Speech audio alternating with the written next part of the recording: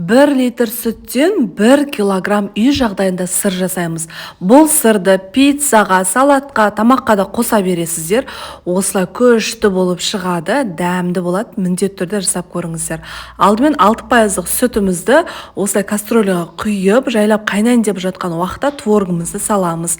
Үйде бұзылайын деп жатқан творогтарыңыз болса, осылай жасап жіберіңіздер. Сары суы осылай бөлініп шыққаннан кейін сүзіп аламыз. Жақсылап бәрін сүзіп аласыздар. Сөйтіп бөлек сковородкеге сары майымызды 82%-дан жоғары болу керек. Ертіп алғаннан кейін жаңа сүзіп алған творогты салып жақсылап араластырамыз. 1 шай қасық сода, 1 шай қасық тұзды салып, сода салғаннан кейін көлемі 2 есе үлкейеді.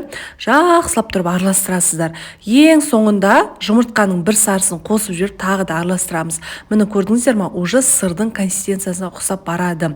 Сөйтіп оны кез келген ыдысымызға, контейнерге салып, бетін жауып, бір түн холодильникке қалдырамыз. Бір түннен кейін өзінің формасы қатып шығады. Осылай күшті сыр болады. Міндетті түрде жасап көріңіздер, құрбыларыңызбен бөлісіп қойыңыздар, олар да жасап көрсін.